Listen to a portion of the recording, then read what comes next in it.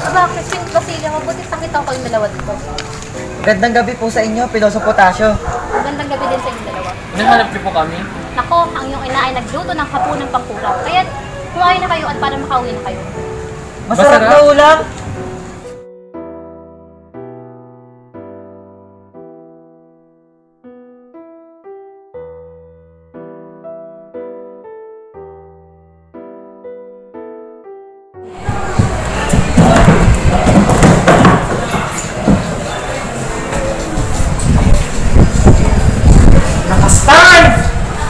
Inuti! Gusto kang magnanakaw! Balik mo ang 32 pisong iyong ninakaw! Padre, maawa na po kayo sa aking kapatid. Kuya Basilio, tulungan mo ako! Ako'y napagbintang agad na ako ng salapi, hindi ko na sila ayan. Hindi maaari. Kung ibibigay ko pa sa iyong kakarampot ang sweldo, paano lang sa ina? Sana nagdako na lang ako. Sana nagkasakit na lang tayong lahat. At sana dito si Ina upang pagtanggol ako sa kalupitan ng mga kura. Huwag ka mag-alala. Alam ko namang hindi maniniwala si Ina sa baratang sa iyo. Isusiwalat natin sa kanya ang pagmamaltrato sa ng kura. Mga inuti, ano ang inyong pinag-uusapan? Ikaw, Basilio, mali na naman ang pagpapatunog mo ng kampana. Hindi ka makakauwi hanggat hindi sumasapit ang hingga 10 ng hating gabi. Ngunit pinagbabago pa ng mga Guardia Civil ang paglabas makalipas ang kasama ng Mga katwiran ka pa? Kuya! Kuya!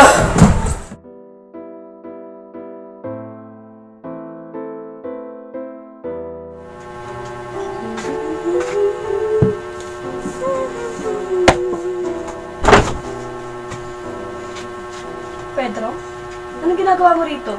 Ba't ganyan ang inyong reaksyon at tila nakakita ka ng isang kaluluwa? Nagugutom ako. Anong hapunan? Naghain ako ng pagkain, ngunit ito ay para sa ating mga supling.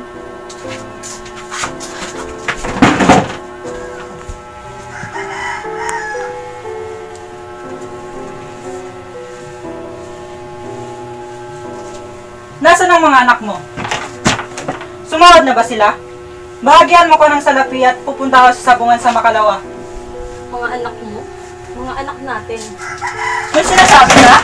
Wala. Buisit! Aalis ka na naman? Ano ba ang pakialam mo?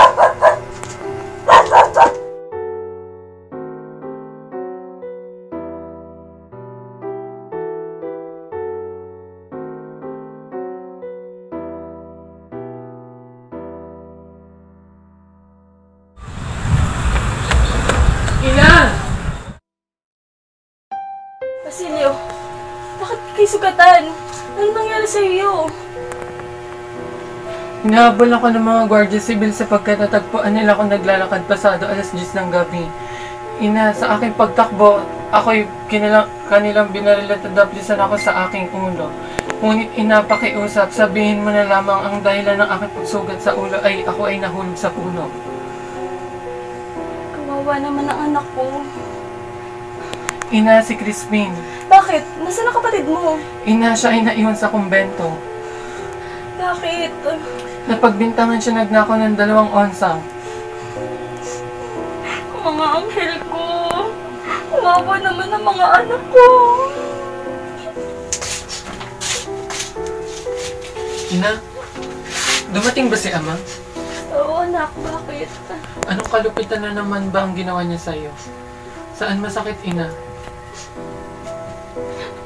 Anak ko, nakaranas man ako ng kalupitan sa buhay kong ito. Kayong mga anghel ko naman ang naging pinakamagandang nangyari sa akin.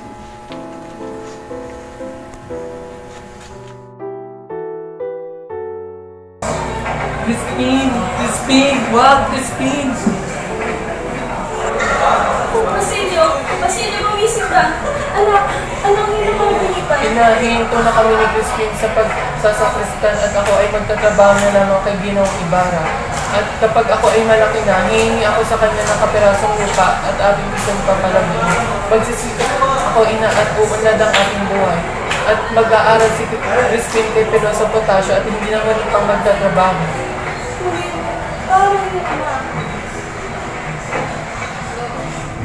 Nagaganag akong makita ka ngayong araw, Manang Rufa. Gusto ka pala, Manang Juana? iyong pagtatanong. Napansin mo bang tila parang matamlay si Padre Salem sa kanyang sermon kanina? Yun ay batid kong masama ang kanyang pakiramdam. Magandang umaga, Manang Wala. Magandang umaga, Manang Lupa. Sino kaya ang mag-sermon sa kanistahan? Si Padre Damaso ba o si Martin? Alam mo, ang mahalaga lamang diyan ay mayroong indulhensya plenarya ang sermon.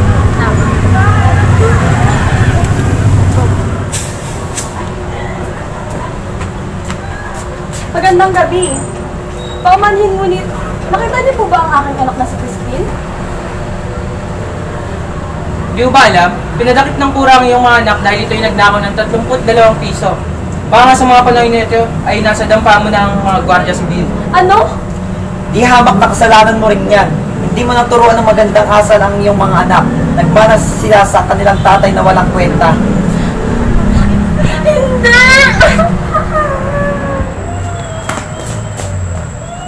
Paano may narinig ako? Hoy! Pakawalan niyo ako! Pakawalan niyo ako! Dapat yung sabi yung mga anak.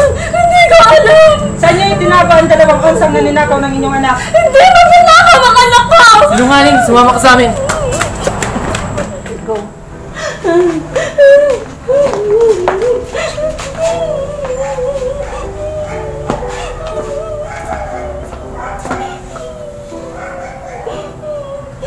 Kaawa-awang nila lang. Pakawalan yan ngayon din.